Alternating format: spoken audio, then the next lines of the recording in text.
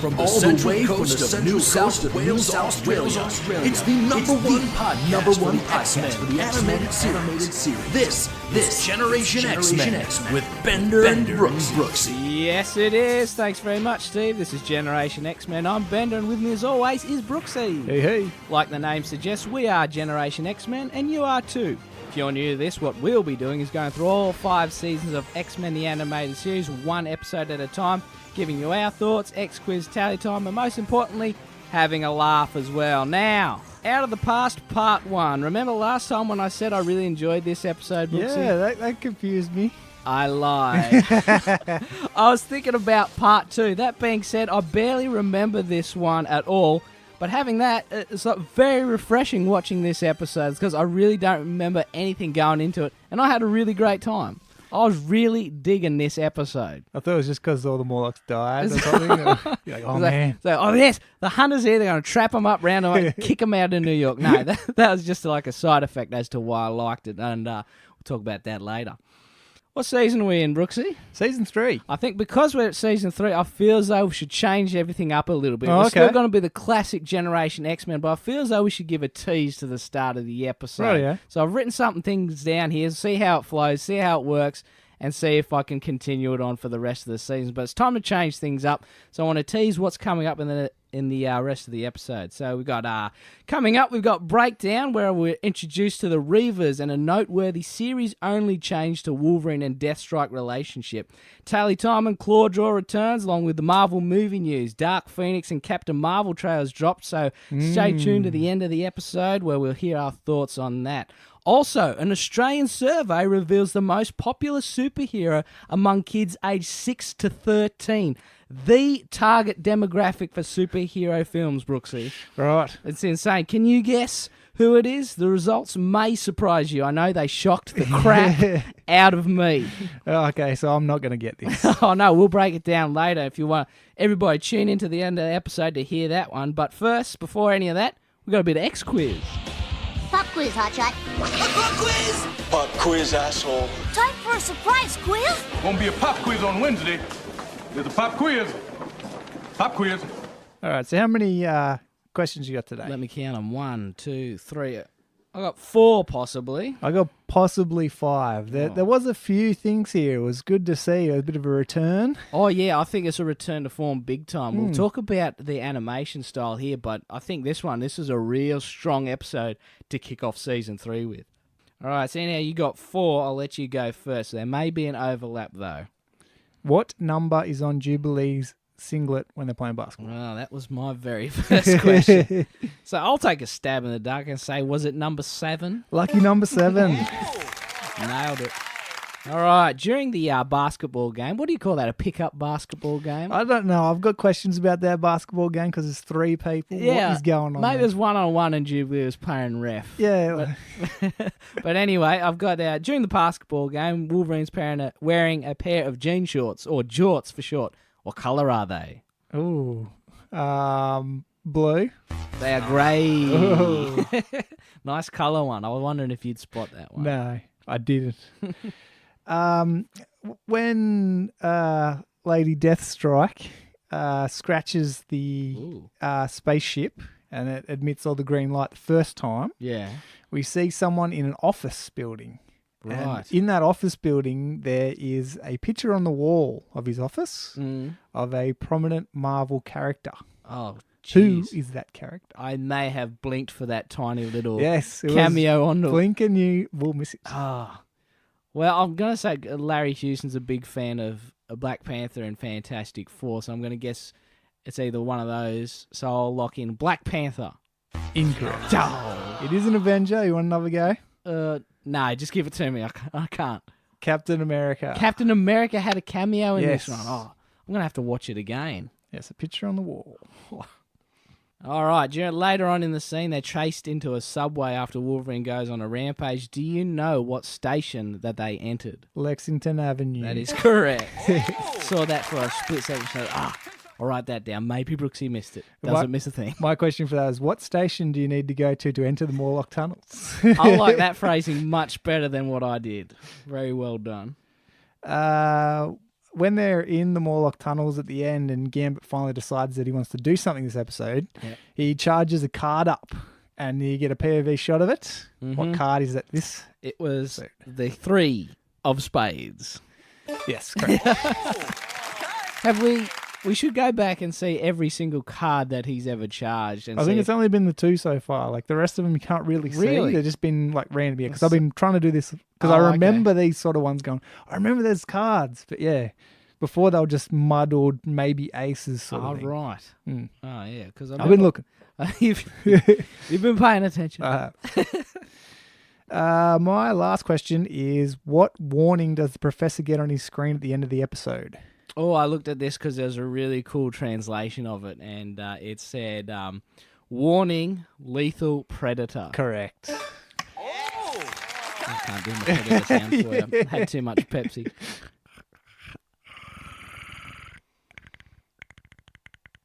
I'll edit that. You had it so much better before. I know. It's like there needs to be the right amount of saliva on my ulvia.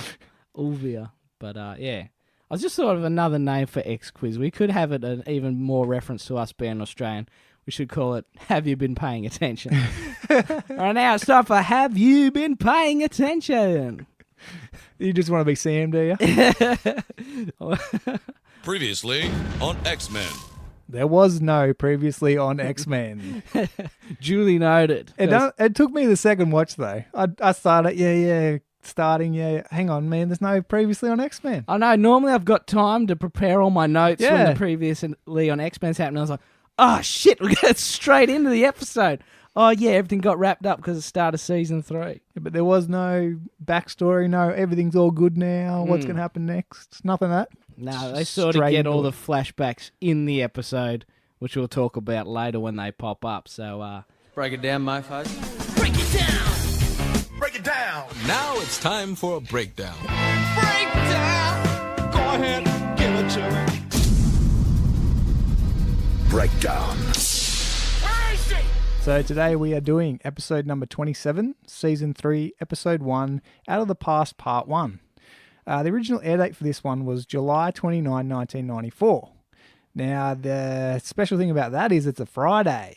So these episodes were Friday primetime episodes leading into the Phoenix Saga. Prime time, baby. What a sort of time to be alive when cartoons have got prime time. So what time was it on at 10? Like 8:30, 7:30, something like that? Yes. That is absolutely insane. That'd never fly these days. It's like, coming up next, Ben 10. That's not going to happen in Australia on prime time. It's a terrible season. It's no X-Men. It's no X-Men. I'd like to see the next big cartoon coming out and go on prime time. I really doubt it, though. So it was written by Michael Edens and directed by Larry Houston. On ya, Larry. So the episode starts in the city on a building very similar to the Empire State Building. Mm-hmm. And then we pan down and see a shadowy figure running down the stairs. And then there's a shot of this shadowy figure popping out onto the street, and it's Leech. Old mate Leech again. And he's being shot at. Excellent. My first note here is, oh, great, the Murloc. The Murlocs. Murlocs? It's Morlocks. God damn it, I even spelt it wrong. Morlocks. Murlocs are the things from Warcraft. See, I don't get that because I've never played Warcraft. So you'll never make the mistake of calling them Murlocs. No. So, yeah, Leech is being chased by the Reavers. See, they weren't called the Reavers in the episode till later, right? They didn't say, oh, no, here's the Reavers. Applause. Would have been cool. So, at the moment, you want to describe what the Reavers Yeah, look do you like? want to break down all the Reavers now? Yeah, sure, let's do it. Okay, so, I've got all their names here. Would you like to guess which one is which? Or can you only remember one of them? There's 2 I remember. Yeah. There is Tank Boy, or Tank Man, whatever you want to call him, who's half man, half tank. Yeah. And the Australian dude, or what I believe is the Australian dude. He has got definitely got to be an Australian. Yeah, it's Australian, and they're getting better at it. Pretty sure the Reavers are supposed to be Australian, or there's some sort of like Reavers are found in Australia or some shit like that. Oh, that's cool. I don't know. I'm sure Pat will tell us. Yeah, Pat, let us know if they're from Australia or not. Scotty will get to us. Scotty will know, Pat will know, but we don't know. But we can only pick from the accent, which I was like, they're getting better at it. Pyro's like, as a kid, never known. He was Australian. Yeah. Same with what's Gakman's name again? Gorgeous George. Gorgeous George. And this Reaver guy who speaks, the leader of the Reavers. But even as a kid, this went straight over my head. These people aren't Australian. But now you can sort of hear it. They're Australian characters. So the leader guy with 90% of the talking lines from Yep. the Reavers, his name is Murray Reese. Murray Reese. Yes. Oh, that's a pretty cool name. And then the guy, Tank Boy, his name is Bonebreaker. Bone Break. Yep. I And like then there's Pretty Boy. it. Pretty cool. He's got the long black hair. Yep. And then you've got Skullbuster, Skullbuster. who's the guy who's got like just like a red head. He's got like a hood or something over it. Yeah, that sort of mask type deal, Yeah, and then the last guy is the guy who looks exactly like Jax. That's Wade Cole. Wade Cole. Murray Reese or Wade Cole, those are the ones I'm probably going to remember because they're names. And what was that villain character in Wild Wild West who was half wheelchair? Dr. Arliss Lovelace. Arliss Lovelace, that's who I was thinking that the dude Tank Boy reminded me of. It's Mr. like, West. Mr. West. He's like he's lost his legs and then he's like half wheelchair. Spleen, bladder. 45 feet long intestine. That's all I could think of when I was looking at Tank Man. But it was funny when he got up to the manhole, you scream out the TV, how's Tank Boy going to get down the hole? It's true. How'd he get down that Probably manhole? shoot his way down there. I will say that the Reavers there are not stingy with their ammunition. No, they they're let not. it go, man. Yeah. They let it go. Just like true Australian mercs. And of course, we do have the Reavers in Logan recently. Oh, shit, was that them? Yes. Oh, that makes sense with all the robot arms and everything. Yeah. I'm going to have to watch Logan again. Oh, You nice. should watch it every week. It's great. It's too sad. Anytime someone's holding hands, I break down. I can't take it. Cry too much. So yeah, Leech opens the manhole and he disappears down into the sewers. And we hear a woman's voice in the shadows say, I want what that creature took from me. Use the motion trackers to follow him. so yeah, there's a motion tracker on whatever he stole. We'll get to that later. Okay, so she comes out of the shadows here and she says, no one steals from Lady Deathstrike and lives. So this is the big reveal in Lady Deathstrike. Yeah. Interesting Which- looking character.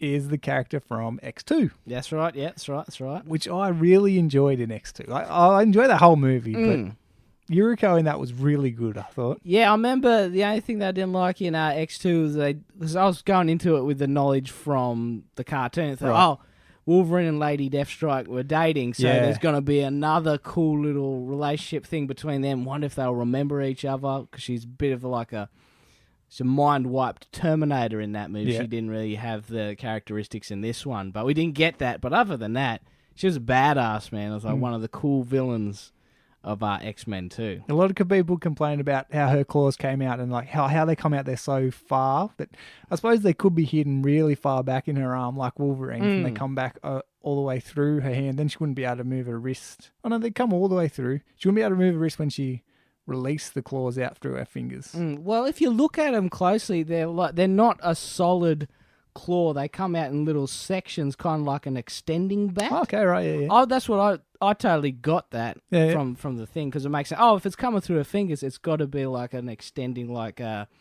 of those batons that people always sort of shake out, Yeah, the yeah, yeah, extendable batons. I thought, oh, that makes sense. I don't get why people are so mad if you pay attention, really look at how the mechanism's working. Well, that's at least how I remembered the claws coming out. It's a great movie too. It's a top movie. You should be watching that every week. I watch that every week, Logan every other week, so I don't cry. No one steals from Lady Deathstrike and lives. So then Leech runs back down through the sewers and that, and he meets up with the rest of the Morlocks. So I'm sure you were loving this part of the I was episode. like, oh no. So we see here Tommy, Ape, Annalee, and Erg. Erg. So Callisto opens up the package, and it's just a gun. Yeah, it's a weird looking gun. They stole a big gun. But and it never comes up for the rest of the episode, eh? No, instead when Leech picks up, and says, how do I work this thing? Mate, it's a gun. You shoot it. That's the dangerous end. There's an interesting design on that gun because just from memory, I believe that same sort of design comes up later on in the series. I can't remember who's holding it, but that Right. gun, I swear I've drawn that gun before. So I think it comes back. Keep an eye open for that one. So Callisto's plan is to use this to open the alien treasure and become the true leader of the Morlocks again. So they're alluding they found something, and this is like the key. And they're re-alluding back to when Storm and her had a fight, and Storm's really the actual leader about that. They're still going on about that. Yeah, she's just the relief manager of the Morlocks. This is when the Reavers and Yuriko bust in, guns blazing. Yeah, letting all the shells fly, man. I didn't mention about how the sewers work, and there's a lot of people walking through the sewer. Like, why are you walking through that nasty water? Man? There's too much of that for me. I'll be avoiding that. Maybe got their sealed boots on.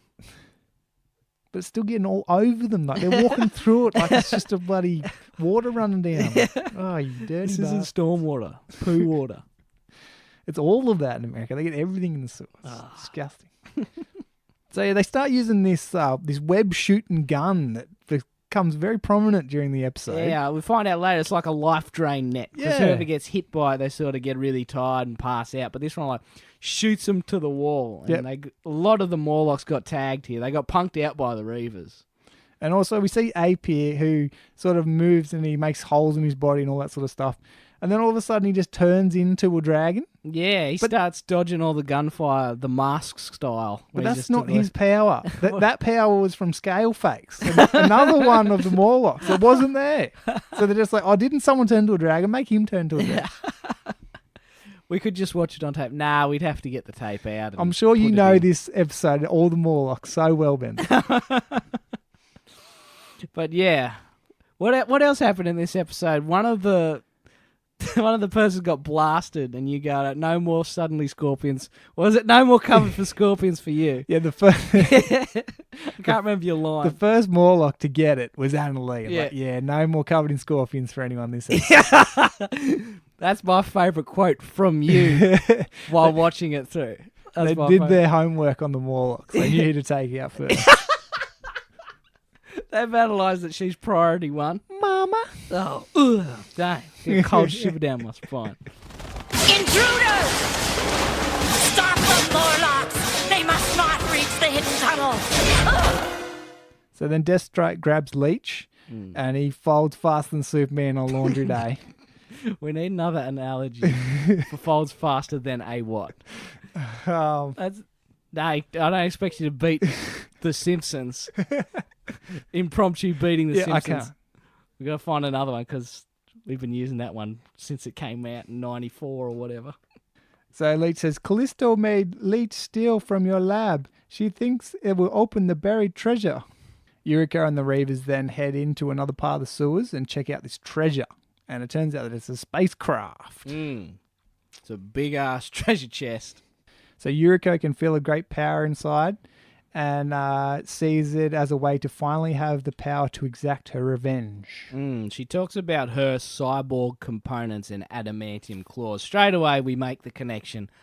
She must be with Wolverine. Just for first-time viewers, because everyone knows Wolverine's got his adamantium, and now we can connect the two characters. We talk more about the Reavers, how they're like predominantly all cyborgs and stuff. Yeah, we did like mention that, didn't we? Yeah, they've got all the gear. They look like traditional mercs, but they've got robot arms, little bits of glyphs? What are those glyphs called? Yeah. Hieroglyphs, but they're sort of... It's like the techno-organic virus. Yeah, there we go. Look like they've got techno-organics on them, so they look like they're cyborgs. And they're a pretty cool-looking team, but very grungy, very dirty. So Yuriko takes a swipe with her adamantium claws and screams in pain as this blinding green light blasts out across the city. This is where you see the Captain America thing. So as the light passes in front of the mansion, the professor feels it has an incredible power and screams terribly. He fits out horribly when he gets hit by it. Power! Incredible power! So he ultimately learned, don't touch that thing again.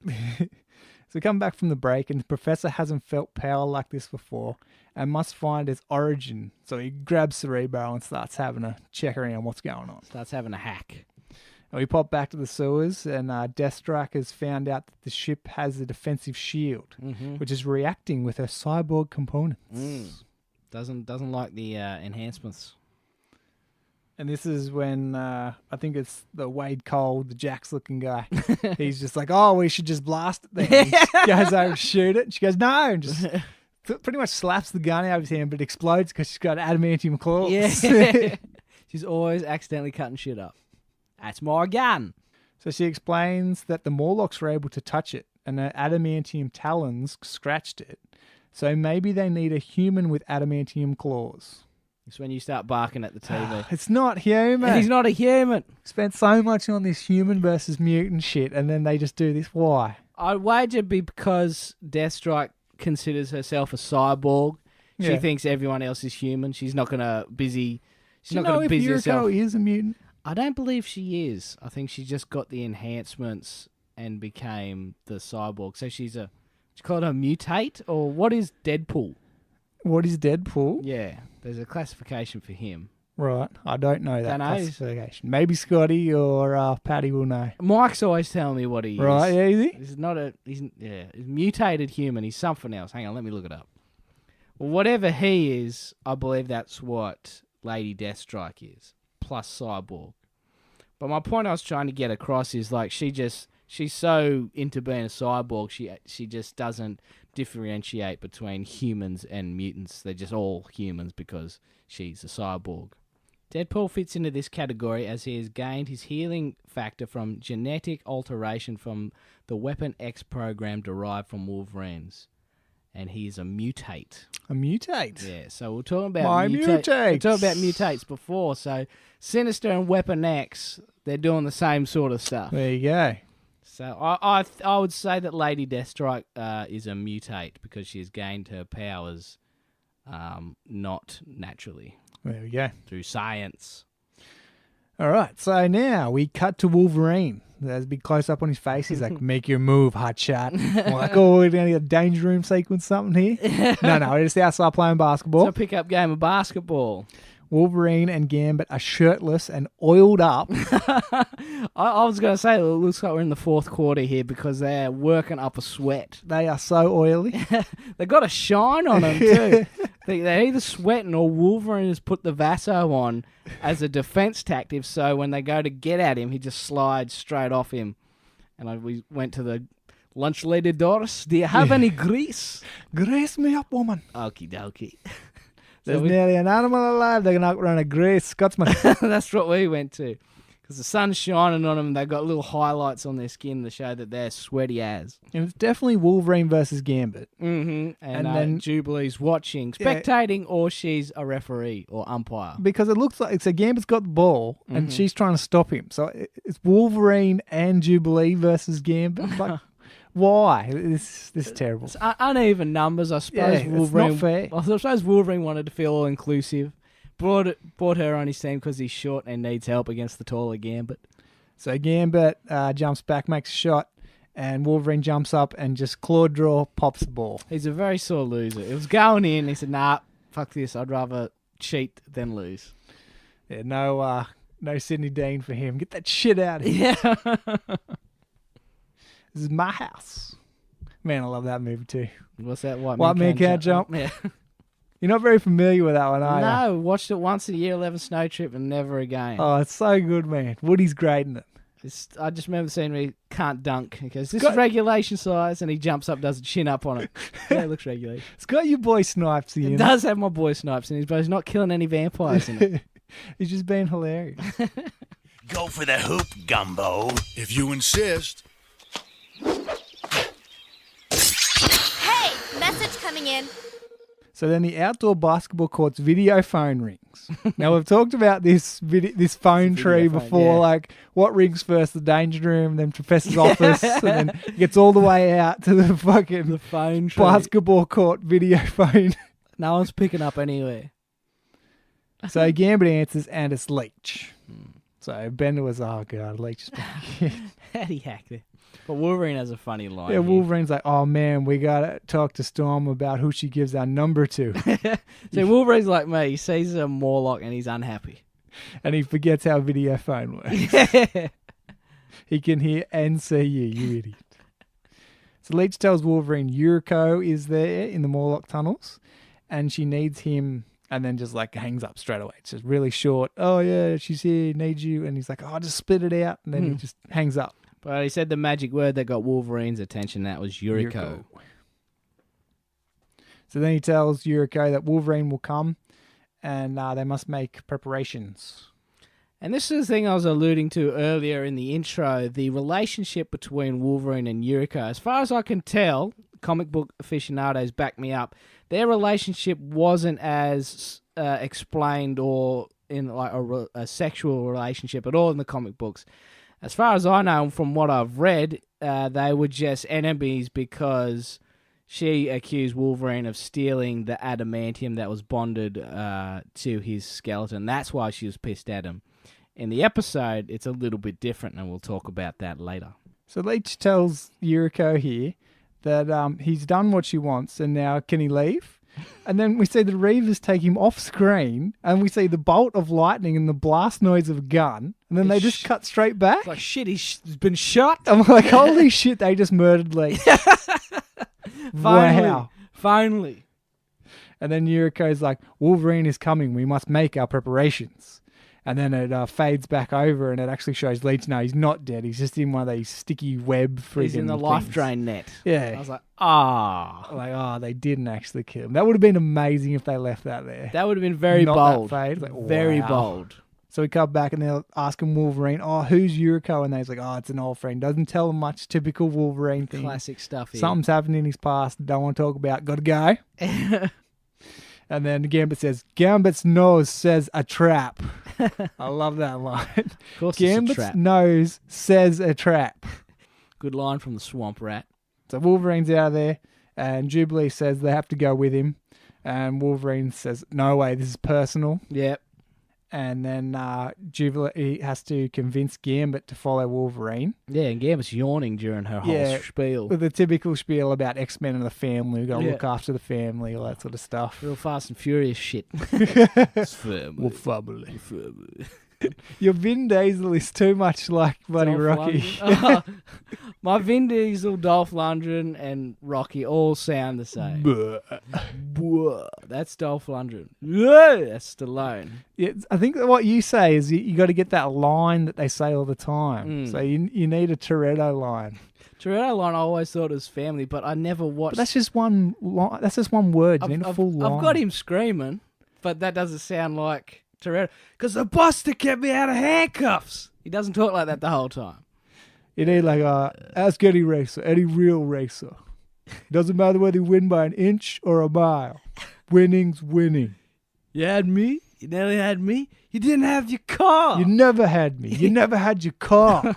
Granny shifted, not double clutching like you should. All right, I'll try. Almost blew the welds of the intake. Almost had me. Well, that's the good one where he doesn't sound like a robot. Every other one he sounds... Now me and the mad scientist got to rip apart the block and break the piston rings you fry. I've That's the seen good that one. a lot. That's the good one. The rest are rubbish. The rest of them, yeah? I'll go on tape. The rest are rubbish. The rest get pretty crazy. Seppo had a really fun... Seppo Steve, the bloke who does our intro, he had a funny comparison to the Fast and Furious franchise. He goes, the Fast and Furious movies are like the Nickelback of action movies. Nickelback. They're accessible to everybody. I thought that's Nickelback perfect. never made that much money. You see how much those films make in? That's correct. I'm always like, why are they making another one of these? Oh, made $160 million. Oh, well, that's why. Why do people just keep going back to see It's them? $1 billion franchise worldwide. I don't get. I think it's because it's not full of white people. It seems those Pirates movies too. I couldn't stand them. The most recent one didn't make bank. Yeah? So it made all right, but not as much as say the last two. But Fast and Furious still making lots of money. Yeah. Still making lots of money. So we cut back to Wolverine's Jeep screech up. We got Wolverine's Jeep Jeep's back. is back. The brown ugly Jeep. Screeches up in front of the subway station, and then he runs inside, and he's back in his full uniform now. Mm-hmm. We see all the civilians scream and run away. Why is that? It's because he's in uniform and he's running real fast. They're just scared of a guy green and yellow lycra. If it's in New York, they'd be used to seeing a psycho all Definitely. dressed up running through into a station. He's probably there to do a live performance busking or something. I don't know why they're afraid. No, if never he had do I. his claws out and he's screaming, that would Yeah, make go, sense. Like that kid about to do the Eliminator in The Simpsons. Husky, you're up. Anderson, you're up. So he runs down the stairs, across the tracks, big claw draw, rips through the fence and the bars and into the drain. And he's screaming while he's doing that. So Gambit and Jubilee pull up behind Wolverine's Jeep. I'm assuming he's stolen Rogue's convertible again. The red convertible. And then they follow Wolverine into the tunnels. This is where we get our flashback of Wolverine in his civvies. He's still got those civvies on. Yep. And he's with Yuriko in Japan. Oh, yes. This is the first extended one of his flashbacks that's not him in Canada, right? Yeah. And so there is a lot of hate online from this of the colour of Yuriko's skin. Oh, a bit of controversy. Yeah, she's very yellow. Oh, well, yeah, I guess so. So, yeah, there's everywhere you're looking up for this episode, there's heaps of hate for this scene.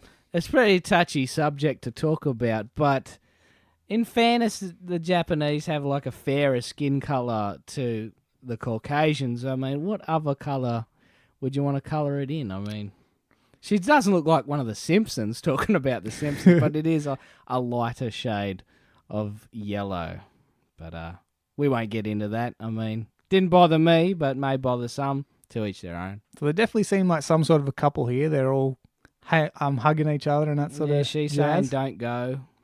And Wolverine's leaving her because he has to go back with the Canadian government. Mm-hmm. And they're making him come home and fight, I guess. Yeah. So Wolverine promises whatever happens that he will come back to Yuriko. And then we see Wolverine in Canada, and he's in a helicopter. He's got a little Canadian flag on the back. Yes. It's piloted by Maverick. Yes, and they're in their what? So I said it was their Weapon X gear, but they're in the military, so there's some sort of Strike Force gear, and they're really cool. Alpha Flight gear or something. Oh, maybe, yeah.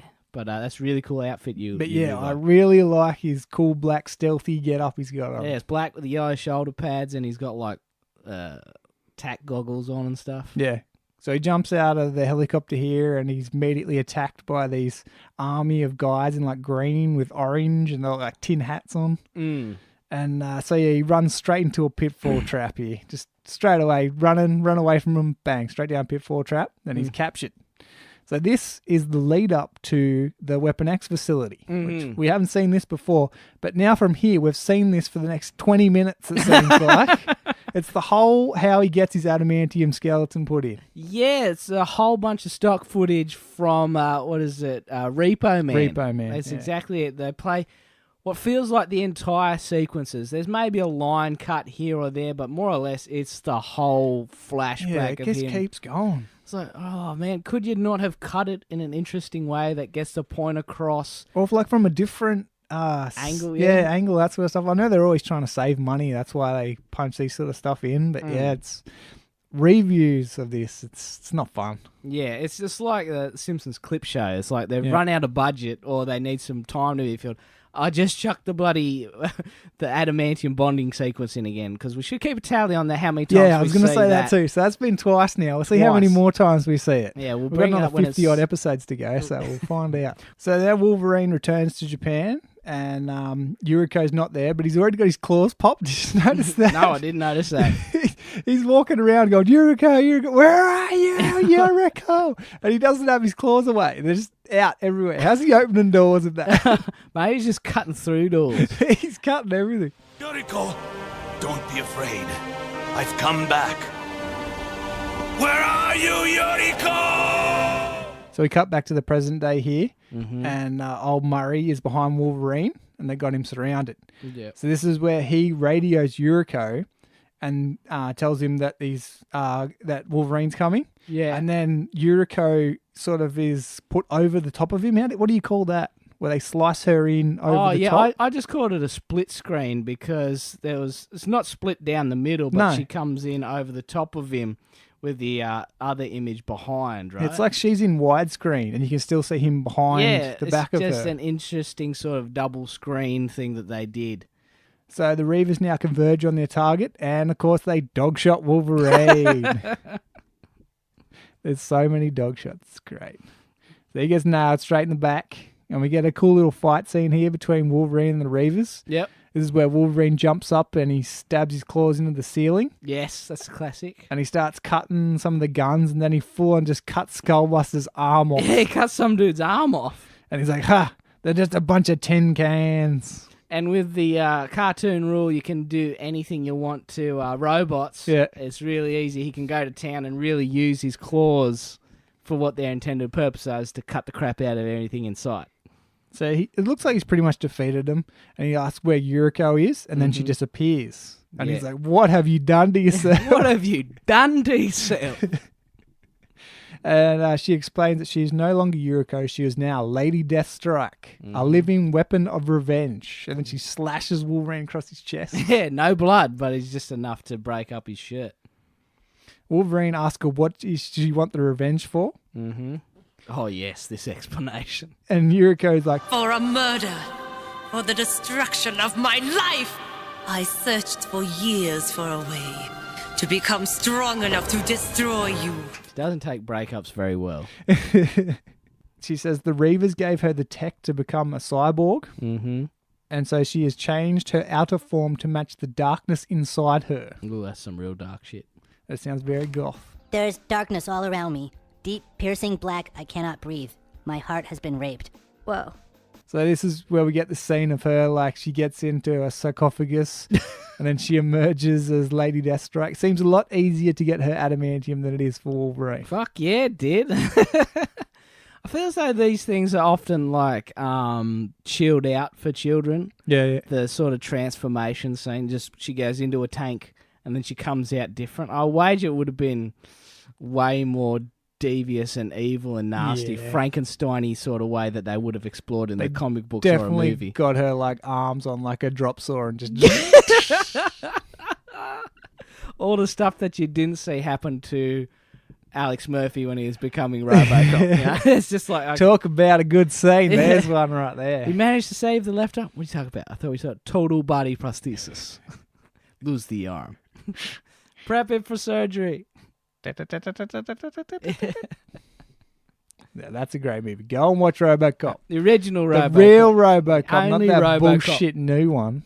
So Wolverine is not happy. He doesn't understand why she would want to do this. Mm-hmm. How could you do this? I had no choice over what I became, over what was done to me. And she says she did it for Professor Oyama.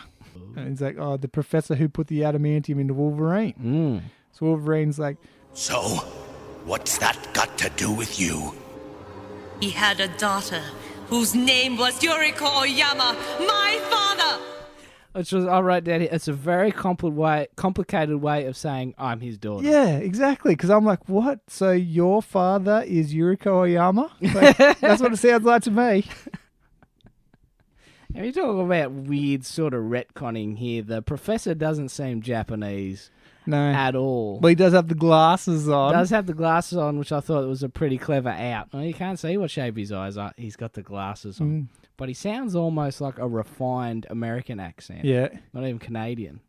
And like Wolverine didn't know Yuriko's last name. What sort of bloody relationship were they in?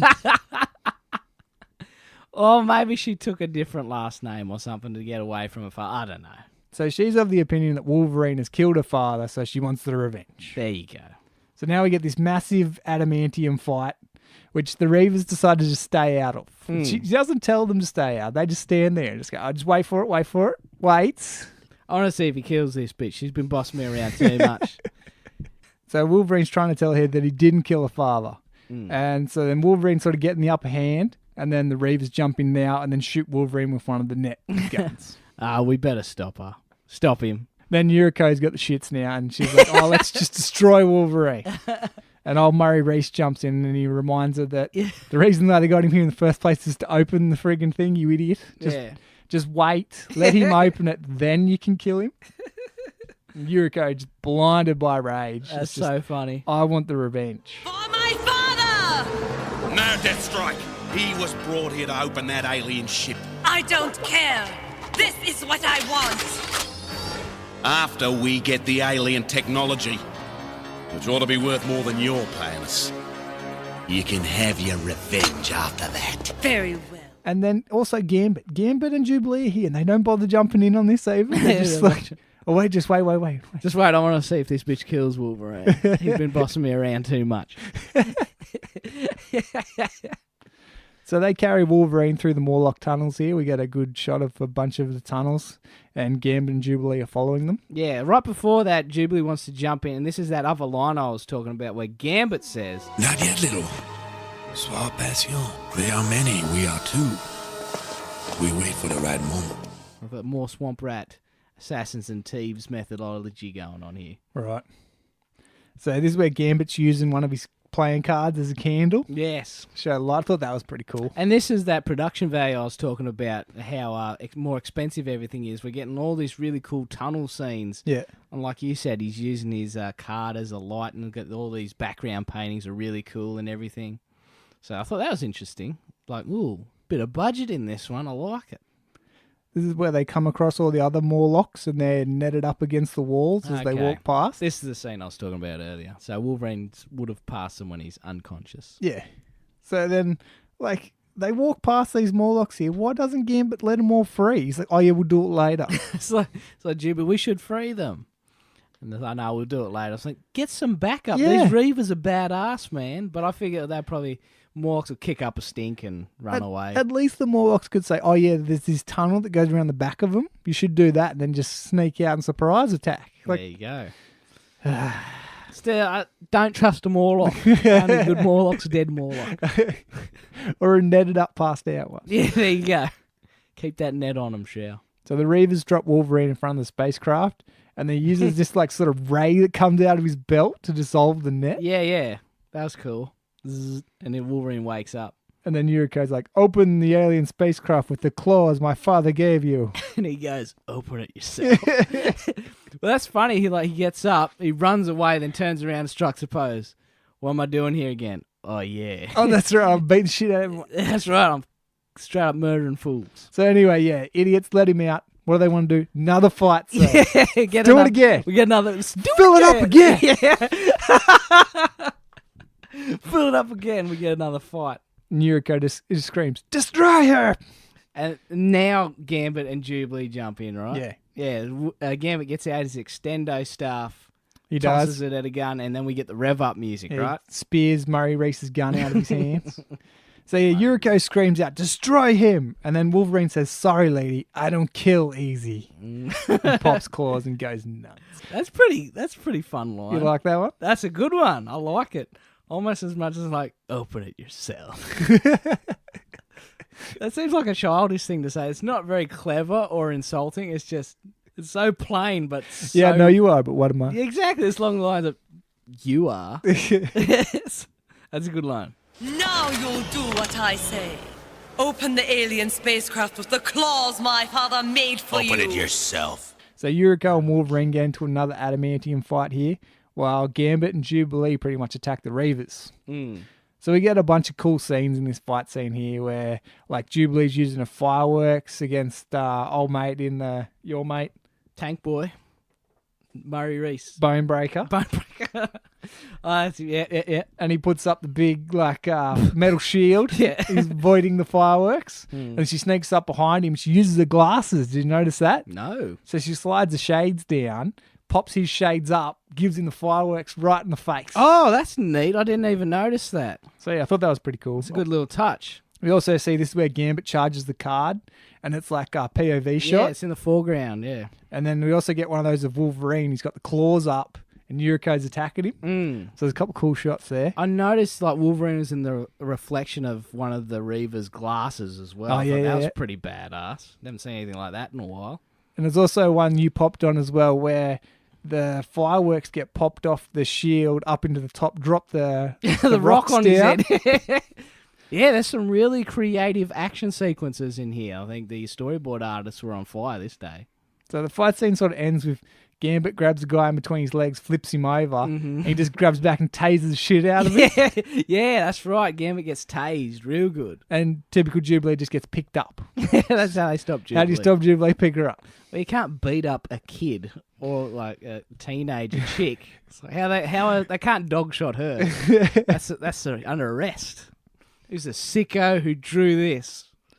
So then Wolverine and Yuriko are having a bit of a tussle, and Wolverine throws Yuriko against the spaceship, and she's just getting electrocuted. Because Wolverine doesn't know about the force field. No, he doesn't. That's funny. I'll throw her against the wall here. Oh, she's getting electrocuted real good. Yes. Because when he said open it yourself, she could have said, I tried, look. And it just got spun out something fierce. It was terrible. She's like, help me, I'm electrocuted. So good. And he's freaking out. He says something like, pull yourself away or something like that. And then it goes to the professor, and he can feel the pain as well. Yeah, it's going across New York again. And he's like, holy shit, there's a lot of power. And then, so this is the time where he understands that the ship is covered in a force field, and it's warning him not to open the ship. Yeah, he's getting a translation. Throughout the episode, you see the alien language there, which kind of looks like random lines. Looks like Predator language. Looks like I'm glad you said that. It looks like Predator language, which sort of looks like those old digital alarm clocks and just those weird, funny lines. And that's when we get the translation, warning lethal predator. So now the professor is sitting there with the freaking... Here we go. He's got it on his head. Why can't he just contact Wolverine and tell him, oi, don't open that, eh? Yeah. Like, it's immediate. It's not... He doesn't have to ring Wolverine and he's like, oh, I left my phone back there. I can't. It's telekinesis. Just tell him It's not... telepathy, yeah. Just go straight into your head. Go into your headphone. Yes. And tell him, whatever you do, don't cut that bloody thing open. Oh, well. He's probably knocked over by the energy of it all. And if he does that, Brooksy, we don't have a part 2. So, problem solved. Seeing Yuriko in distress, he decides to claw the spaceship. Which frees her up. Yeah, it stops the force field, but this big bright green light starts coming out. I understand. A force field. It's a warning. Don't open the ship! Yuriko! Pull away!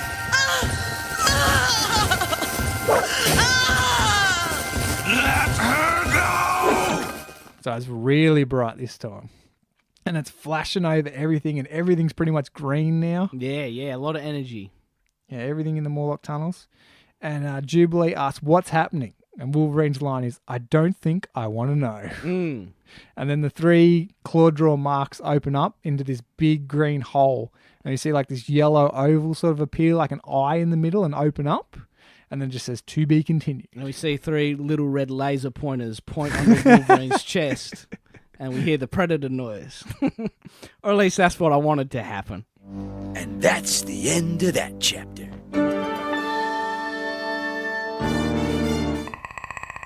So, Brooksy, what did you think about that episode? Yeah, so I was surprised that you were revving it up last episode. And you were like, oh, I'm like, didn't this one have the Morlocks in it? I didn't want to say anything because you made me second guess myself at the end of last episode. I'm sorry about that. I got excited myself. So, yeah, you were saying it's not this one that you like. It's the next one that you were remembering. As the next one I was remembering, not saying that I did not like this one. I loved this episode. This was a strong episode for me, and I did not see it coming completely. This is a great way to kick off the new season. Well, I think I know why. Why is that? Because starting with this episode, the series began using animation in the Philippines, leaving ACOM Studios, which they had the first 2 seasons done. And ACOM, that's South Korea, is it? I believe so. Yeah. And I don't know if Philippines are cheaper. They got better animators over there. I'd say cheap. I'd say the money was the big thing. Yeah, because if it's cheaper, why does it look better? Because do they have more money to put into reshoots or retakes? Because straight off the bat, I think there's much more production value in this episode compared to, say, the last one, Reunion Part 2. I mean, the colours are more vibrant. There's a higher contrast. The blacks are really deep. The action set pieces, they're interesting and intriguing and new. Lots of cool shit's happening. It's just like, wow. There's like the reflection in the glasses. There's a rack focus going on in there between like, I think, the foreground and the background. Is when something dips out of focus and switches between the two. I'm doing this signal with my hands. Listeners can't see what the fuck I'm doing. I'd say there's something in the foreground, something in the background. The focus on the foreground is sharp and the background's all blurry. And then it just changes. There's one of those, which is called a rack focus, in the episode, which I don't remember going on too much in the last couple of seasons. So, big time. The animation's changed and it's looking really, really good. So straight off the bat, there's no cell dirt or anything. Remember, like one of the previous episodes, a whole bunch of cell dirt when the Velociraptor comes in. Yeah. None of that. Sort of crystal clear image in this, and it's like really vibing this new look. I do remember you mentioning a similar thing at the first episode of season 2. Mm-hmm. You're saying how the blues were a different hue and that sort of stuff. Yeah. I mean, I don't know if there was inconsistencies in the paint or however they coloured everything, but so far it's really, really, really, really crisp. And like even in the close-ups, there's a close-up shot of Wolverine's eyes, and there's so much detail in his frown lines, variations in the colours going from like dark grey to black to navy to light navy, and it's just all this really super detailed stuff. And the background when they're walking through the tunnel, it's like, man, the budgets must have gotten real good here, and the Filipinos are killing it in the animation studios. I also found out that the basketball game is very loosely based on one of X-Men 4, the comic. Mm-hmm. And it's Logan, Gambit, and Jubilee wearing the same outfits as they did in the comic book. Oh, right. So X-Men 4, that would have been like the Jim Lee reboots that were around the same time when it's all very cool and modern and kicking off. It does say, however, unlike the book, Rogue does not participate in the game. Ah, right. So then it would have been 2-on-2. That makes sense. That's... So did it explain where the rest of the X-Men were during all this? Not that I looked up. No. Well, even in the episode, we don't know No. where the rest of them are. But that does happen from time to time. We're like, oh, where were they? It's like, yeah, we don't need the whole. The plot told whole them gang. not to be there. It's convenient. They're probably in Washington picketing or doing something mutant related, or Jean and Cyclops are off doing their thing. But yeah, I like the current lineup, and it's really good. I also found out in the books the Reavers are former mercenaries of the Hellfire Club. Mm-hmm. Here they make their first appearance before the club is even mentioned. Oh, interesting. So, Brooksy, what was your favourite part? My favourite part was probably the Wolverine versus Reavers fight. The first one or the second one? The first one. So I'll go the second one. Okay. Because we get the rev up music. All right. And there's a bit more of the sort of cool action that's going on with that boulder coming down that dude's head. Yeah. That was pretty... Like, this is an action-packed episode. Yeah. There's a lot going on in there, so it's a big tick for me. Yep. I don't know whether it's a rewatchable one for me. I'm definitely going to watch this one again. What's your favourite quote?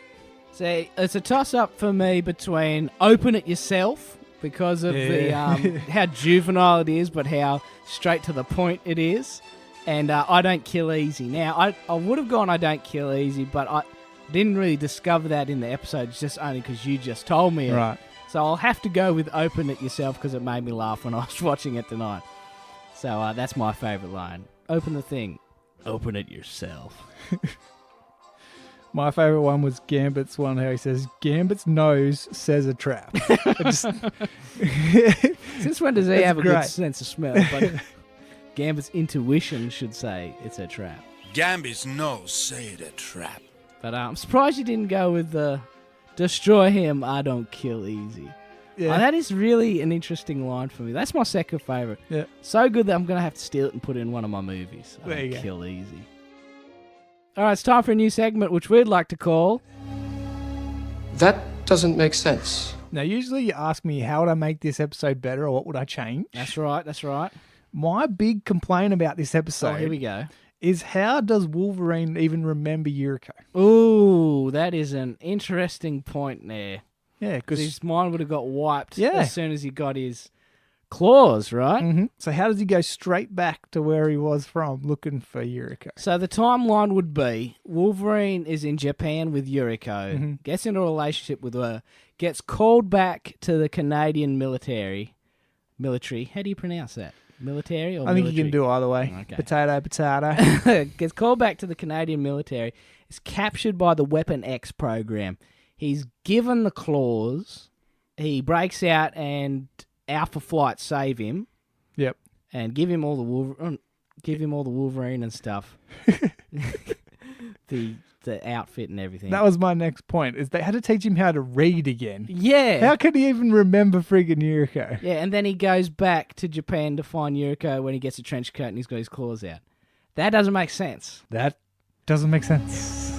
That doesn't make sense. But yeah, that's an interesting pick there. That just went over my head. Other complaint was that they just wasted too much time with the Weapon X thing again. Like, yeah, that really didn't need to go for that long. I would have liked, like what you said, like maybe a different angle or a retelling from, say, maybe Wolverine's point of view, looking through the tank and looking at his hands. Yeah, that would be cool. And the claws coming out that way. Again, that would have cost some extra cash, but it would have given the episode a bit more freshness, a bit more prestige. Having said that, though, it's a pretty good episode. Yep. And yeah, if I've got any qualms with it, it's the extended Wolverine gets his claw back stock footage, and maybe a bit more funny lines, a bit more badass lines. But other than that, she's a very strong episode. I was really digging this one. Well, pretty strong, very good.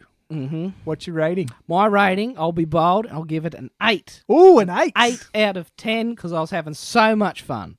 What would have given it more badass lines, less stock footage and more funny, and that would have given it an 8.5 or 9 easily. But I was very surprised, very surprised with this one. It was a good episode. I loved it. Yeah, you haven't given an 8 since... Not in a long time, and I feel... 8.5 time Fugitives Part 2. Oh, that's a while back. I feel so I've been very harsh with my ratings, but I haven't been impressed with a lot of the episodes. But this one, I'll shoot it up there and say this is a really good episode because I don't want our listeners to think I'm a fucking prude. Oh, this Bender doesn't like anything. 6s and 6.5s and 5s and 4s. And like, I like this one. What would you rate this one, Brooksy? Well, I'm going to do that thing that you hate. Oh, no. And I'm going to give it a lucky number 7. Don't give it... number 7. For me, even the Morlocks didn't even bother me that much because they got wiped out pretty quickly. Maybe explain the Reavers a bit more too. Give them names. Yeah. You only get their names from the... They're really just sheet. fodder. Yeah. just they exist to be cut up. Yeah. IMDb gave this one a 7.7. Ooh. Oh, man, that's a bit light, isn't it? They go the opposite to me. I swear they've given all the other episodes I didn't like higher ratings. Yeah, they definitely don't have your ratings on IMDb. No, they do not.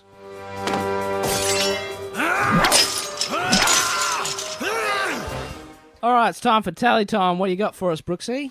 So, tally time. No Beast quotes because we didn't even get Beast in the episode. No, beastless.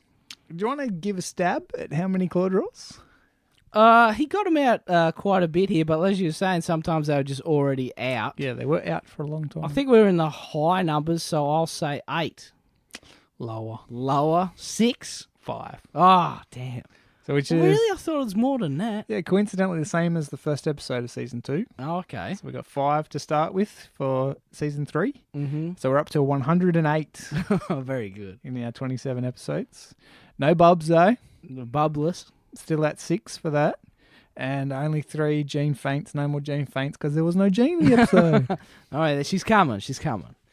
And did you notice any sound effects? No sound effects in this one. Robot sound effects weren't stolen Robocop ones? No, these ones are funny because they seem like the really stock cartoon robot noises. That's like... Boop, boop, boop, boop, boop, and it's sort of almost distracting.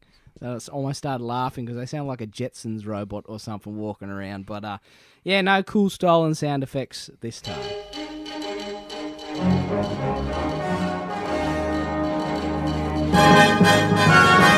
All right, it's time for Marvel movie news. 2 big trailers dropped recently, Captain Marvel and the Dark Phoenix. Which ones would you like to talk about first? I don't know. Yeah, should we end with Dark Phoenix or start with it? I think we should end with Dark Phoenix because I think we've got more to say. Don't you think? And because it's X-Men, we've got to talk X-Men and finish on X-Men, baby. There we go. So first up, Captain Marvel. What do you think of this one, matey? There's a lot of those memes coming out of her punching that old woman.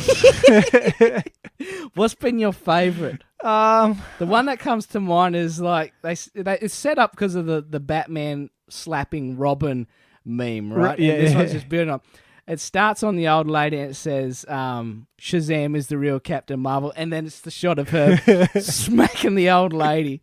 I thought that was my favourite meme from the Captain Marvel. So yeah, that is running wild at the moment. That is running wild. But yeah, first impressions, it looks good. It's up to the standard of all the MCU movies. Did not break the internet like Brie Larson said, just like the photos didn't break the internet. I didn't see anything cutting edge. I don't like the complaints that, she's not smiling and all that bullshit. I do not care. Who cares about her not smiling? That's a big thing online as well. Who cares, mate? Well, to unpack it a little bit, the very first shot, she's crash land onto Earth. We booming down, and it's blockbuster video, right? And so kids won't even know what a blockbuster video is anymore. Immediately dates it. Okay, we're in the 90s. So I thought it was a pretty clever way of saying it's the 90s. Yeah. And I think it's weird now that we've come to a time where the 90s has become a period movie, because that's when I grew up. Yeah. It's like, no, that's not period. That was only 10 years ago. But when you think about it, that's like 30 years ago. It's like, oh boy. But yeah, I imagine it's going to be jam-packed full of 90s references. And it'll be interesting to see what the casual attire will be of what American 90s look like. Baggy shorts, jorts, and I imagine I'm eager to know what year specifically they landed in. Is it like 91? Is Nirvana a big thing? Is there going to be like plaid shirts? She was wearing a 9 Inch Nails shirt. A Nin shirt, but I don't know what year they sort of came out. That was like 90 when they hit big and became... I wouldn't say viral. It's like when they were big. That's what things were in the 90s. They're just big. They weren't viral. Got the 9 Inch Nails T-shirt on, and you see, and young Nick Fury, the youngest... De-aged Samuel L. Jackson, the youngest he's ever looked on screen. I talked about a little bit about that in the last episode. Yep. Like, we've never seen Samuel L. Jackson this young. And from the start... From what it looks like in the trailer, it looks pretty good. The de-age stuff has come a long way since Magneto and Professor X in X-Men 3 and all that sort of wackiness. But they still haven't nailed it. It's still sort of that sort of Silicon Valley. It's like, what am I looking at? It's not really real. Still a bit weird. But so far it looks good. I imagine it won't be that distracting. And I wonder if we'll see how Nick Fury loses his eye. Yes, he's got both eyes. And no chance of it. I don't know. I'm keen to see where they go with this. What else happens in the trailer? You see her falling down and getting up 3 times and not smiling, which I didn't even notice. So I was too busy looking at other things, like what sort of Easter eggs did they jam pack into this Captain Marvel thing? But yeah. I find that the Marvel release trailers always come in 3s, and the first one's the serious one, second one jam-packed full of jokes, and the third one tells you the whole movie. There you go. We'll be looking for that. See if that tradition keeps up, or see if they're breaking tradition. From the start, it seems like it's the first trailer is just like superhero the movie or whatever. You just see a whole bunch of superhero stuff, and really sets the scene. But yeah, what do you think of Brie Larson? Do you follow her much as an actress? Not really. I've seen her in a few things. I remember from 21 Jump Street, Kong Skull Island, and this. This is all I've seen her in, and she was pretty cool in Kong Skull Island. Yeah. But yeah, interesting to see how she handles, and this is the big sort of female superhero from Marvel's side. So apparently very powerful. Very powerful, and you see like I think I'm starting to remember more from the trailer. You see when she's got a helmet on and her mohawk sticking up through the helmet, which is apparently an iconic sort of look that she has. And there's Jude Law. He gets a crazy sort of close up in the thing, so maybe he's a bad guy. And swapping between the green costumes of whatever Space Force they're in. Yeah. Space Patrol. Star Team. I don't know. I don't know Captain Marvel enough, but swapping between the green and then the red, gold and blue. So I'm sure we'll find out in trailer number 2. We will. What's going on. But yeah, seems all right. Not too psyched. So moving on with another first trailer. Dark Phoenix. X-Men The Dark Phoenix. Dropped today. Dropped today, but there was like a leak or something. There was a leak yesterday. Did you see it? No, I didn't see it. Yes, I saw you posted it on our Facebook page. Yeah, I didn't. The link to it, they got rid of really quick. They got rid of it quick smart. So I threw up it. It sort of had a description in the, if you ever wanted to read through it. Mm. Yeah, it was. I did see it. It was in Russian. Yeah. And it was filmed from like behind two seats, so you only saw like half of it, sort of thing. I sort of, they had in the trailer they played "This Is the End" from The Doors. The Doors. And it's a cover, isn't it? Yeah. Mm. So in the one that was the Russian one, yes, it was more prominent. Yeah. So it was a different trailer. It wasn't the same trailer. Oh, okay. Yeah. Oh, really? Yes. That's interesting. I find during the leaks, whenever something's leaked, the official one is released like 24 hours later. It's like, shit, it's out there. Let's get control back. That's what I was going to say to you. Get the official release. Yeah. Is that just a reaction to that being released, or do you think they had these coming? I think it was, if it's been leaked, they already had it in the pipe. Maybe they had a later release date. And Right. I think piracy really forces their hand to act quicker because, oh shit, it's out there. Let's do it officially before people start really trying searching for this leak. We don't want to. So I think it's all about YouTube views, really. They don't want another brand getting more views of the trailer than the 20th Century Fox brand, which I think makes sense. You want all eyes on the official release. Well, that was the Captain Marvel. Got a lot of views. Mm-hmm. They got the same amount of views in 2 days that the Shazam one got in 2 months. Oh, really? It's been up. With the Captain Marvel outed Shazam? Yes. And what are the Dark Phoenix's stats? Has that got anything? It's just coming out. That Oh, was okay. hours ago. Got no stats yet. No. But in the Captain Marvel versus Captain Marvel thing, Marvel's winning as opposed to the Shazam, right? Yeah. Whoa. And I suppose I don't need to ask you which one you're more excited for. No, I didn't even see the other trailer. I don't give a shit. Not interested. No. No deal, Eddie. But So, anyway, yeah, Dark Phoenix. Things I noticed. Uniforms changed. There's a lot of Jennifer Lawrence as Mystique out of Mystique uniform and makeup. Retreading a lot of ground here with, I saw a bit of parallels between this and X-Men 3. Yep. Sort of. Well, it's the same story. Same story. It's like, but it's not in space. I thought Dark Phoenix started in space. But well, as everyone always says, the animated series does it the best. Yeah, it's like, we've already done her as being a repressed Phoenix on Earth. Why aren't we going to space and getting it through the Mcron crystal or whatever it's called? But no, I saw a lot of parallels between the two. Charles is repressing Jean Grey. Later on, Jean Grey busts out and becomes Dark Phoenix. A lot of casualties. It looks like she goes to Magneto. Goes to Magneto. Looks like Magneto's on some sort of island. He's retired again. Yeah. And the helmet's in the drawer. It is. It's covered up some rags. Yeah, it's always the sort of John Wick style, all my equipment's in the basement, let me dust it out. Let me become that guy again. It's like, Magneto, just stay unretired because you're not going to live normally. But, yeah, I mean, I'm sure we'll get much more in the next Also, trailer. there's a lot of Beast not being Beast as well. A lot of Beast not being Beast. What is up with these actors not wanting to put the gear on? They should sign up in the contracts.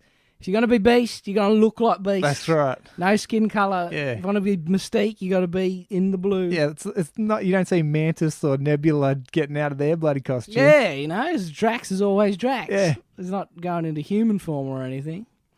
But I was just subtle things I've noticed as well, like just because I follow all the behind the scenes and everything. I've read somewhere that Jennifer Lawrence doesn't like wearing the Mystique makeup. Well, get rid of her. Shit. This is the last one, I believe, before Marvel reboots the shit out of her. She doesn't like wearing the Mystique makeup, so they've simplified it immensely. And just looking from shots of Mystique in makeup on the Blackbird, she's wearing clothes and it's just her face. And the face makeup, it looks just like paint with 3 or 4 scales hot glued to her forehead. I was like, man, they're getting really they're not getting lazy with the makeup, but J-Law is not letting them put... She's not showing up at 3 a.m. to start putting the makeup She's on. not doing the 3 a.m. start. She's getting in in the there at makeup 7:30 and going, we've got 20 minutes. Yeah. Do what you can. I'm wearing the uniform, so I only do my hands and my face. I was like, you're kidding. Yep. You're kidding. And what you're kicking up a big stink about, no uniforms. Yeah. They had it at the end of Apocalypse. The end of They're Apocalypse. in similar looking... They're in almost X-Men animated series accurate uniforms. Yep. And now that's completely gone. And oh man. They're wearing the blue tracksuits with the big yellow crosses across their Rid of them. chest. We've tried that before. It's terrible. They've lost all identity. They're just a part of the team, and there's no uniqueness in any of them now, which I was pretty let down by. You know what I mean? Yeah. That does give me the, okay, come on, MCU the shit out of this. Yeah. How about this, though? Yeah. So we move all this to the MCU now, and they're probably going to reboot everything. Yes. Do you think that means that they can't have any of those actors play those characters again? That is interesting. That is very interesting. Do you think that'll be too confusing? I think that would be the final thing would be, this is too confusing if we just take, say, Fassbender and that, and McElroy as... McAvoy. as Professor and Magneto, and then they change up everyone else. Yeah, what do you reckon? Well, I think just from a contract standpoint, Jennifer Lawrence, McAvoy, and Fassbender, and I think Nicholas Hoult, Beast. Yep. I think their contracts are out. Right. And Sansa from Game of Thrones, the girl playing Jean Grey, I can't even remember her fucking real name. She's been in 2 movies, and they usually sign them up for 3. Cyclops Ty Sheridan has been in 2 movies. They usually sign up for 3. And the guy playing Nightcrawler, this would be his 2nd movie. I think, I would imagine contractually they've got 1 more movie left. Right. But if they're going to just come on for 1 more movie and the rest of and the actress playing Storm, this is her 2nd movie. Would they just bring those 4 back for 1 movie in the X-Men MCU, or would they just sever the ties here and just start afresh? I mean, it depends on how fans receive them, I guess. I mean, McAvoy, Fassbender, and Jennifer Lawrence, I think, and Nicholas Hoult, everyone's been digging them. I haven't heard many people say, oh, hashtag not my beast, or this is the worst, bring back Patrick Stewart. I think they've all been very well received, but I really don't think they're coming back. I don't think they'd go into the MCU. Like the MCU already had a Quicksilver, so that's Peters. I don't think he's coming. Yeah, well, that's the thing. But I'd say the Fox Quicksilver was much better than the Marvel Quicksilver, right? Yeah, because they had that iconic scene. Kick-Ass. Kick-Ass is dead. He got shot 1,000,000 times. So, what was your overall reaction to the trailer? The big overall thing, it really felt too much like Last Stand. I thought, All right. This is just feeling like Last Stand without Wolverine. Yeah. How different can they make it? I mean, Last Stand was very critically panned, but it was terrible. It was terrible. It was like, I don't think it was the worst thing ever, but I don't remember much great stuff about it. I mean, all the extra shit with the guy with the bark coming out of his hands and the guy regenerating arms, there were bits in it that worked. But I'm not too sure what this Dark Phoenix retelling of it is going to add to it, other than eliminating all the shit that doesn't make sense. Maybe give us a more concise Dark Phoenix story. All right. But well, it's too early to judge now, but at the moment it's feeling a little too Last Stand. What do you think overall? See, this is my problem. This is why I like to get you on to talk, and I just sit here and listen. Because mine is always like, yeah, it looks great. Looks great. Because I still think Apocalypse was good. Yeah, I still watch that movie. Yeah, I like Apocalypse too. Yeah, I don't like just going, oh, that was shit, and that, like, oh man. It's too easy to say, oh, it's shit. Because it wasn't. There's stuff that worked, stuff that didn't. But overall, it was an entertaining sort of flick. Another question, there was a funeral in the trailer. Yes, that's right. Who do you think? Well, during I don't know if it was flashback or not, when the car crashed and Jean Grey's in the back. Was she a kid or was she grown up? She was a kid. Oh, okay, I thought it was the parents that had died. Because it looked like all the other X-Men were there, and it was raining, and Yeah, I did. Well, you'd have to look and see who's missing. that's another thing I've just had a quick look online. Storm carrying a umbrella. Why is Storm carrying an umbrella? So what was she just making it not rain on her? I don't know. We'd have to watch it again, but that's a very selfish thing for her to just not turn the rain off when everyone's at a funeral. How about another prediction? Yeah, give me some. How's about this for a thought? The last two have had the Quicksilver scene in it. Yes. You reckon guaranteed Quicksilver scene in this one? I don't. Is Quicksilver in the movie? Yep. He is. Okay. He was Well, in the trailer. I think. Well, a lot of the complaints online was, okay, is there going to be a Quicksilver scene in all the X-Men movies now? They had the one in the rescue, then the other one was the rescue in the mansion from blowing up. Can you top the? I don't think they topped the first one. The second one is just longer. I think there's going to be a fast Quicksilver scene, but I don't think it's going to be a slow comedic one. Right. I think he's going to use his speed in a different way, maybe either a bit more serious rather than on the funny sort of side. Do you think they're going to Last Jedi it? And like he just starts to do it and the music starts and then Phoenix just kills him? What did that happen in Last Jedi? Was there like a moment you expected, then it stopped? Yeah, it's just like, we're not doing what do you think we're going to do? No, we're not going to do that. Oh, it was like okay. that whole movie. Oh, the whole movie was like The whole Last Jedi of anticipation. Okay. Yeah. Or they might Last Jedi it. I mean, that would be the easy way out. He goes to do it and someone knocks him out, or Phoenix straight up kills him. Yeah. Not fast enough for Phoenix. Not fast enough for Phoenix. That might happen. I don't know. It's a coin toss at the moment. It's an interesting question. Still think there's 2 more trailers for this one as well? Of course. I There's think always gonna be trailers always come in threes. Yep. And there's always a dozen TV spots. Right. TV spots are really dangerous because they'll give up the whole movie. Well, we've got until February 14 next year until Dark Phoenix comes out. Oh, really? Is that long? What month is it now? September. Oh, that Yes. makes sense. That makes sense. And then Captain Marvel's the one after that's March 8. Oh, okay. Cool stuff. So, yeah, we got a while to speculate. So, I'm sure we'll discuss More this predictions. more predictions coming up. Should we make predictions of whether it'll be good or not? Or is that too vague? I think I'm just going to always say, yeah, it was good, but then I might give it a 6 out of 10 instead of an 8. Yeah, there you go. Because this is first-time director to the series, Simon Kinberg. He was producing and writing it last he's time. been involved in a lot of the X-Men movies. But he's stepping up now He because is. Brian Singer was apparently a real drama queen on the set of Apocalypse. Not showing up late. It's like, oh boy. I pissed him off quick. Broomer fast. All right, I gave you a lateral tease at the start of the show about the Australian survey about the most popular superhero, and it's as follows. Coming from news.com.au, a new frontrunner has overtaken Batman and Superman and emerged as the most popular superhero among Australian children.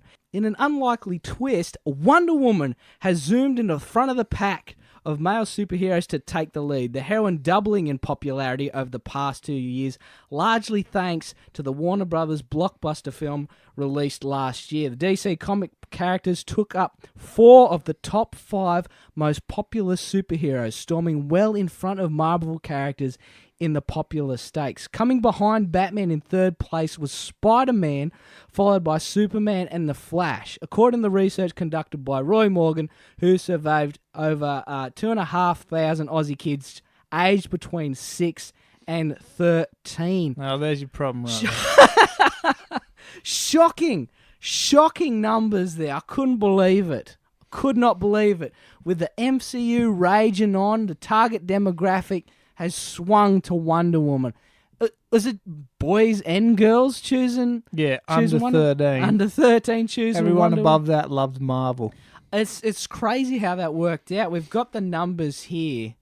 With it's Wonder Woman number 1, Batman number 2, Spider-Man number 3, Superman, The Flash, Incredible Hulk, Iron Man, Captain America. What the hell's going on? Are these under 13? Are they crazy? Yes, they're under 13. Hulk's not there. Who's talking Hulk's these kids anyway? Thor's not there. Surely Thor Thor over Incredible Hulk. I mean, this is ridiculous. This is young kids. This is the young, problem. crazy kids. Oh, they're the ones making up, I don't know, all the merch going their way. They're the ones going, begging their parents to go see the movies. Why is Wonder Woman so much higher than, say, Iron Man? I thought, sure, he's the leader of the Avengers. He's got 6 movies with him in it. Captain America Civil War, the biggest, greatest superhero movie that everyone's been talking about for ages, and none of the lineup... It's too complicated for 13-year-old. Her power's that much more badass than, say... I mean, Iron Man's got a suit. He's got several suits. He's up to Mark 310 now. I was like, why is Wonder Woman kicking his ass in the children demographic? I don't get it. Then they haven't been in any good movies. No. How is Flash there based on Justice League? Surely. It must be a TV show. Kids love TV. There it is. That's probably what it is. His presence on TV in the Flash TV show. I don't watch any of those. They just look, nah, not for me. Hashtag not my Flash. It's not Justice League cartoon. That's all the Flash I want and the kid from Daddy Daycare. But this was startling to me. I mean, now I need the follow-up survey of kids aged 13 to, 16, and then 16 to adults, maybe. Probably, 13 to 18. 13 to 18. 18 to, 30? 18 to 30. I need to know who's the most popular in our demographic, because this doesn't seem right at all.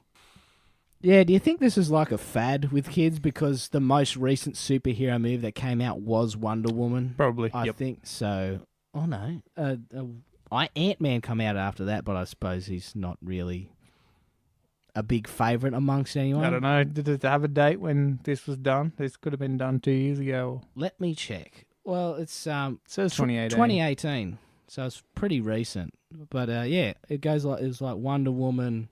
No, it's not even that. It's Wonder Woman, Justice League, then Ant-Man, then Infinity War. No, Infinity War, then Ant-Man. So surely the kids would be on the high of Infinity War, and Spider-Man would be their guy. Maybe the snap just scared the shit out of them.